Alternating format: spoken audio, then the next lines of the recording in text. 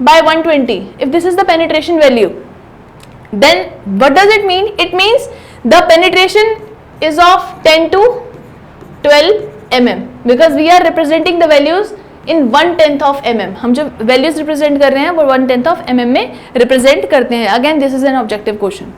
ये भी आपका objective question है. The values are represented in 1/10 of mm. Notations मैंने आप लोगों को बता दी. इस तरीके से देखा जाता है उसको. ये वो apparatus है जो आप अपने colleges वगैरह में देखते हैं penetration का. आपने usually highway की lab में ये देखा होगा. ठीक है ना.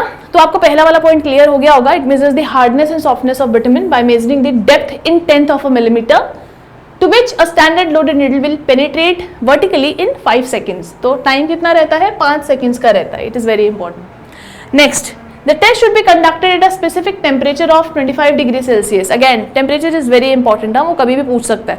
तो 25 डिग्री सेल्सियस का टेम्परेचर रखते हैं.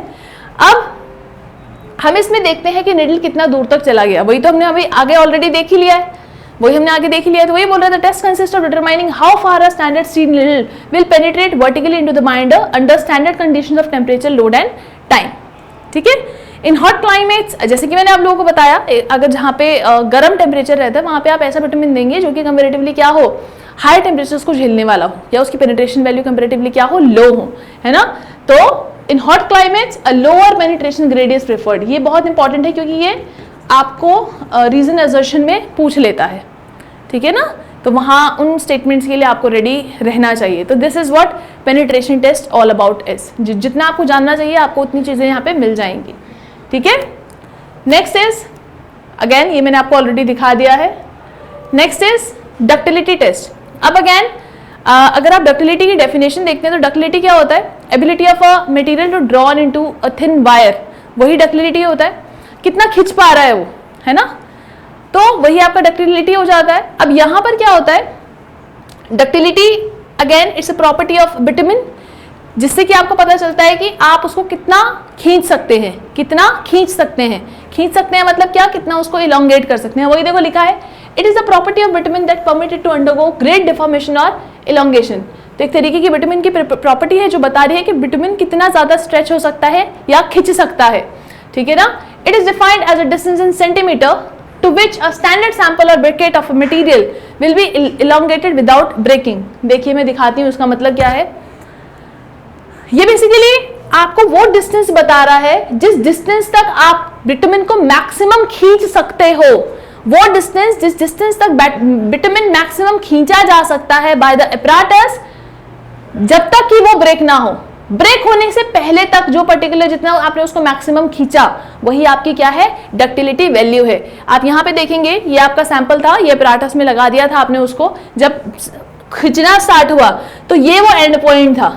इसके बाद विटामिन अगर और खींचा तो यहाँ से टूट जाएगा. सो ये पर्टिकुलर जो वैल्यू हुई यहाँ से यहाँ तक, ये जो पर्टिकुलर इलोंगेशन हुआ, इसी को क्या बोलते हैं? यही आपकी क्या है? Ductility value. वो मैक्सिमम डिस्टेंस जो कि खींचा गया विटामिन को विदाउट ब्रेकेज, वही आपका क्या हो गया? डक्टिलिटी वैल्यू हो गया आपका. ठीक है. तो इसका मतलब वही है सेकंड वाले पॉइंट का जो मैंने आप लोगों को समझाया. विदाउट ब्रेकिंग कितना मैक्सिमम आपने उसको खींचा, वही आपकी डक्टिलिटी वैल्यू है. The vitamin sample is heated and poured in the mold assembly placed on a plate. ये बेसिकली प्रोसीजर बता रहा है करना क्या है. पहले आप विटामिन को हीट करेंगे और मोल्ड में डाल देंगे आप उसको. ठीक है ना. Which is placed on a plate. उसके बाद these samples with molds are cooled in the air and then in water bath at 27 degree Celsius. अब क्या हुआ? आपने क्या किया? जब आपने उसको मोल्ड में डाला फिर आपने उसको ठंडा किया. ठंडा करने के बाद आपने उसको वाटर बाथ में रख दिया, जो कि जिसका टेम्परेचर 27 डिग्री सेल्सियस था. और ये आपने 90 मिनट तक रखा. कितने मिनट तक रखा आपने? 90 मिनट तक रखा. देखिए यहाँ लिखा भी होगा, यहाँ पे इस असेंबली में आप इसको 90 मिनट्स तक रखेंगे.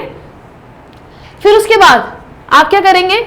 मोल्ड की साइड्स को रिमूव कर देंगे और मशीन को अगेन अब मशीन ऑपरेट करना स्टार्ट करेगी.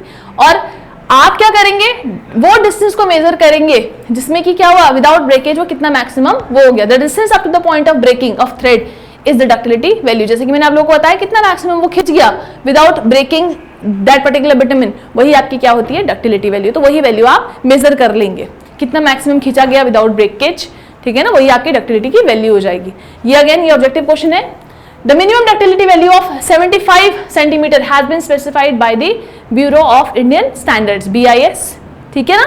तो ये अगेन इंपॉर्टेंट हो जाता है फॉर द ऑब्जेक्टिव पर्पस। ठीक है, तो आई होप आपको समझ में आया हो। Next, softening point. अगेन आपको सॉफ्टनिंग पॉइंट बता क्या रहा है, ये आपको ऐसा टेम्परेचर बता रहा है जिस पर जो आपका बिटुमिन है वो क्या हो जाएगा, सॉफ्टेंड हो जाएगा।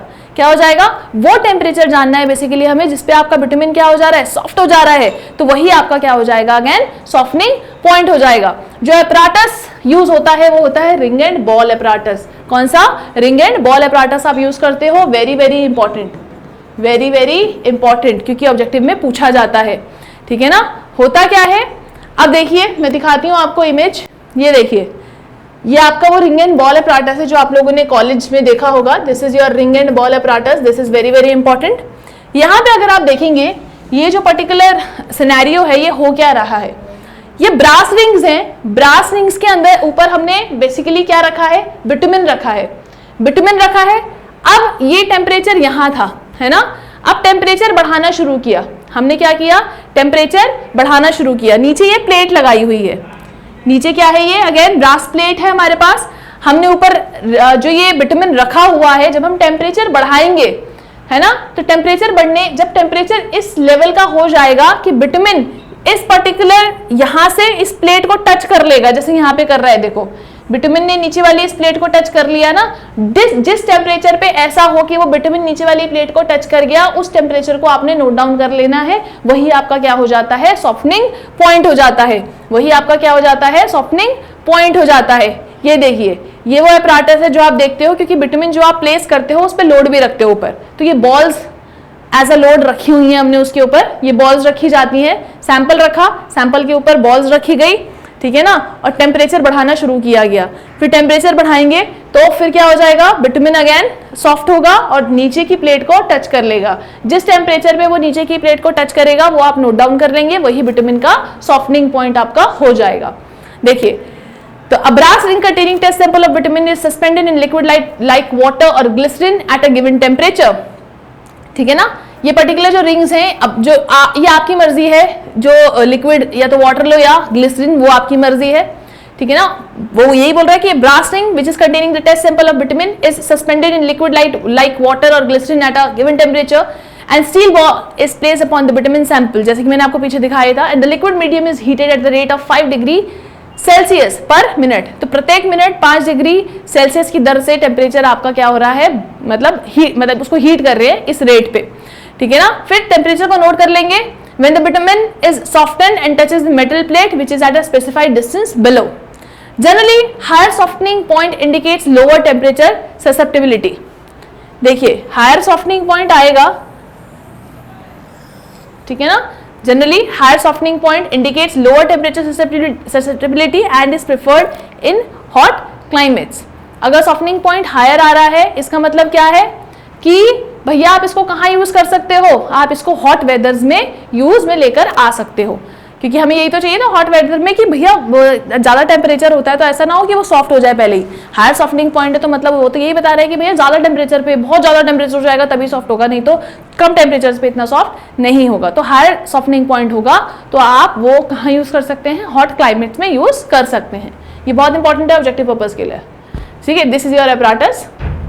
Next is specific gravity test. Again specific gravity से हम सब लोग रूबरू हैं। स्पेसिफिक ग्रेविटी ने जी से हम लोग देखा होगा, आप सभी ने डिनोट करते हैं, ठीक है ना। तो क्या होता है स्पेसिफिक ग्रेविटी, आप सभी लोगों ने देखा भी होगा, ये formula G is equal to gamma S upon gamma W। तो वही यहाँ पे भी लिखा है, ratio of mass of given volume of bitumen of known content to the mass of equal volume of water at 27 degree Celsius. ठीक है ना, तो इंपॉर्टेंट है।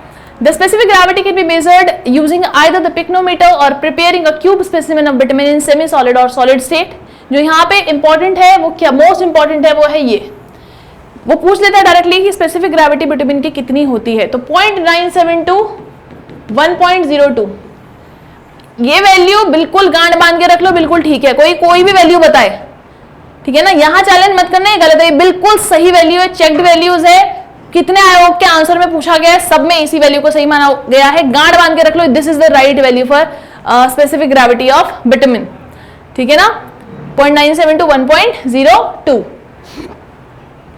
वही इंपॉर्टेंट था उसमें। Next is your viscosity test, this is very very important test. यहाँ से ऐसे जेई में स्पेसिफिकली देखिए, पहले वो पूछता था कि विस्कोसिटी मेजरिंग का एपराटस क्या होता है, तो हम लोग क्या यूज करते हैं, ऑरिफिस टाइप विस्कोसिटी मीटर्स होते हैं, वो यूज करते थे, मतलब करते हैं, है क्या करते हैं। अब देखिए क्या होता है ना, जो ऑरिफिस टाइप विस्कोसिटी मीटर आप देखते हो, कटबैक जो होते हैं, वो कटबैक विटामिन के भी इनडायरेक्टली विस्कोसिटी आपको मेजर करके देता ही है। अब यहाँ पर अब उसने क्या ऑप्शन चेंज कर दिया, उसने ना दिया ही नहीं ऑरिफिस टाइप, उसने ना प्रीवियस ईयर में क्वेश्चन था एक कि which of the following is used to measure the viscosity, उसने ना यहाँ पे विस्कोमीटर नहीं दिया और सेबोल्ट फ्यूरोल लिख दिया ऑप्शन में। क्या लिख दिया, सेबोल्ट फ्यूरोल। तो अब जिसने पढ़ा हुआ था उसे तो पता है कि ये तरीके का विस्कोमीटर है, जिसको नहीं पता है उसको वो क्या लिखेगा। तो ये भी एक तरीके का क्या होता है, विस्कोमीटर होता है, which is used to measure the viscosity, ठीक है ना। तो इसलिए देखो अलग से पॉइंट बना के भी लिखा है ताकि आपके ऑब्जेक्टिव के लिए आपको हेल्पफुल रहे। तो पहला पॉइंट, विस्कोसिटी क्या बता रही है, it denotes the fluid property of bituminous material and the measure of resistance to flow. अभी हमने प्रीवियसली जब पेनिट्रेशन पढ़ रहे थे तब भी आप लोगों ने देखा ही था। Orifice type viscometers are used to indirectly find the viscosity of liquid binders like cutbacks and emulsions। देखो बिटुमिन तो हो गया, कटबैक्स और इमल्शन की इनडायरेक्ट मेजर कर रहा है। अब कटबैक्स और इमल्शंस हैं क्या, तो जब कोई आप वॉलेटाइल डाइल्यूटेंट मिला देते हैं बिटुमिन में, तो जो मिक्सचर बन के आया that is known as cutback bitumen. और अगर जिसे कहते हैं पार्टिकल्स की फॉर्म में, अगर आप देखोगे फाइनली डिवाइडेड पार्टिकल्स की फॉर्म में जब बिटुमिन डाला जाता है किसी उसमें फ्लूइड मतलब लिक्विड उसमें बेस में, तो अब जो पर्टिकुलर आपका वो बन के आया दैट इज बिटुमिन इमल्शन। क्या बन के आया, बिटुमिन इमल्शन कहलाता है। यही इमल्शन आप, इससे भी एक क्वेश्चन बनता है कि भैया रेनी सीजन्स रहते हैं जैसे, उसमें कौन सा बिटुमिन, उसमें इमल्शंस यूज होते हैं, ठीक है ना, बिटुमिन इमल्शंस यूज होते हैं, वो भी एक ऑब्जेक्टिव क्वेश्चन बनता है आपका, ठीक है। तो यहाँ पे आपको ये समझ में आ गया होगा कटबैक इमल्शंस क्या है, और ऑरिफिस टाइप विस्कोमीटर इनडायरेक्टली भी मेजर करता है इन दोनों को, ऐसा नहीं इनको छोड़ देता है, इनको भी मेजर करता है। तो the viscosity expressed in seconds is the time taken by 50 ml bitumen material to pass through the orifice of cup under standard test conditions and specified temperature. अब देखते हैं जरा विस्कोसिटी। अच्छा, विस्कोसिटी का यहाँ पे हमारे पास इमेज नहीं है अभी, ठीक है, शायद आगे लगाया है, देखते हैं, देखिए आगे देखते हैं, ये है हमारे पास इमेज।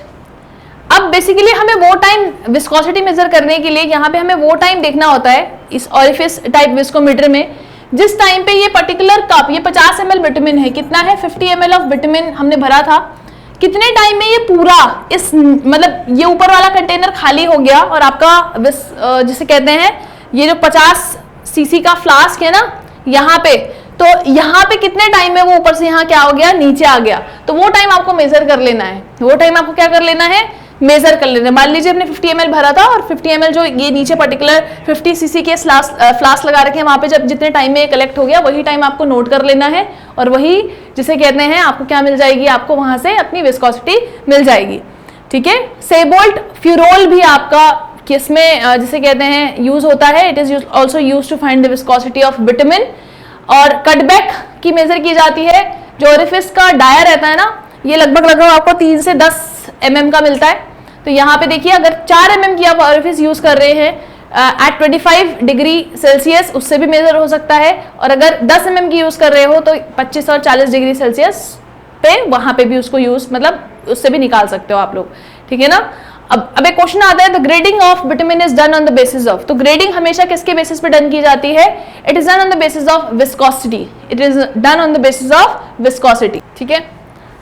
अब अगेन मैं जैसे कि मैंने अभी आप लोगों को बताया, जो ग्रेडिंग की जाती है विटामिन की वो किसके भी हाफ पे की जाती है, विस्कोसिटी ग्रेड्स के भी हाफ पे की जाती है, मतलब grading of vitamin is done on the basis of viscosity only, इसीलिए इसको विस्कोसिटी ग्रेडियंट देखिए, grading of vitamin is done on the basis of viscosity and is termed as viscosity gradient. अभी आप इसको आगे भी देखेंगे क्योंकि वहां से भी बहुत क्वेश्चन उठ के आते हैं। इससे पहले मैं आपको एक और ऑब्जेक्टिव बता देती हूँ, अगर वो आपसे पूछे कि भैया लिक्विड विटामिन की विस्कोसिटी आप क्या कहते हैं कैसे निकाल पाएंगे, तो लिक्विड विटामिन की विस्कोसिटी आपको अगर मिले ऑप्शन में, अगर आपको सेबोल्ट विस्कोमीटर फ्यूरोल विस्कोमीटर मिले तो आंख बंद करके आप इस पे टिक मारिएगा, क्योंकि ये आपको लिक्विड विटामिन की विस्कोसिटी बहुत मतलब दे देता है बहुत अच्छे से।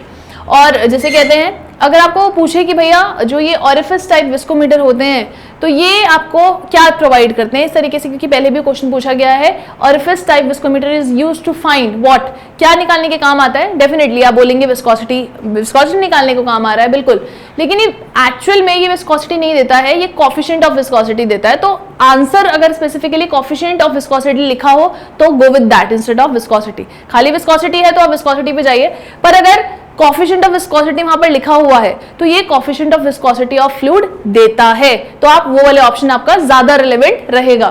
तो बेसिकली ये जो विस्कोमीटर्स होते हैं ये क्या देते हैं? Coefficient of viscosity of fluid देते हैं, coefficient of viscosity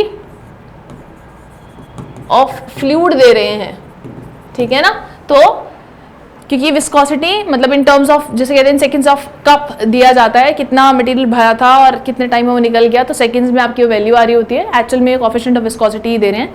in case अगर ये ऑप्शन में हो तो you will go with that instead of viscosity, तो ये ज्यादा रिलेवेंट रहेगा, है ना। और अगर लिक्विड बिटुमेन की पूछे तो आग बंद करके सेबोल्ट फ्यूरोल विस्कोमीटर ऑप्शन अगर आपको ना दिखे तो Saybolt Furol is the right answer for that particular question. और ग्रेडिंग किसके भी यहाँ पे की जाती है? आपकी बिटुमेन की विस्कोसिटी के हिसाब से ही की जाती है।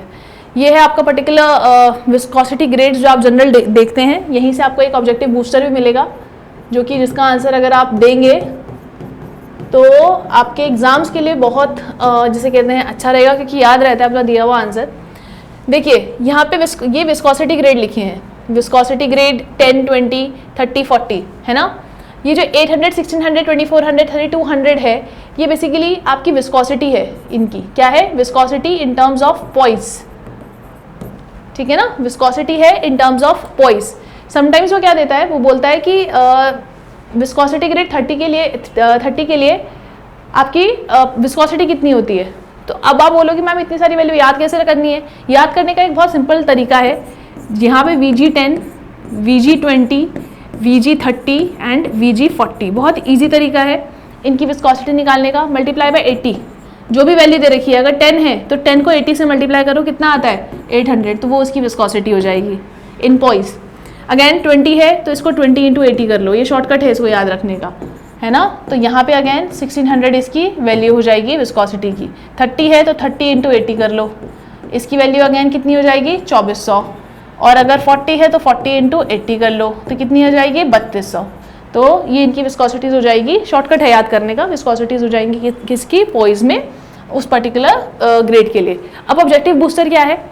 आपको बताना है कि विस्कोसिटी ग्रेड 10 कहाँ पर यूज़ करते हैं, विस्कोसिटी ग्रेड 20 कहाँ यूज़ होता है, 30 कहाँ यूज़ होता है, और विस्कोसिटी ग्रेडियंट आपका 40 कहाँ पर यूज़ होता है। So this is the objective booster for today. ये क्वेश्चन पर्टिकुलरली आप ए लेवल के एग्जाम्स में भी देखेंगे और बहुत सारे स्टेट लेवल जेईज में भी पूछा गया है। तो ये आपका बहुत इंपॉर्टेंट एक क्वेश्चन बन जाता है, जो कि आपको पता होना ही चाहिए, ठीक है। Next is this is particular sample for you, जो मैंने आप लोगों को मतलब इमेज दिखाई भी थी, तो ये वही है, ठीक है। So this is the last test for today. बाकी के टेस्ट हम अपनी अपकमिंग वीडियोज़ में देखेंगे और सारे टेस्ट को कंप्लीट करने की कोशिश करेंगे। आई होप आपको आज के टेस्ट अच्छे लगे हों और समझ में भी आए हों। Thanks for coming to our online platform. Thank you.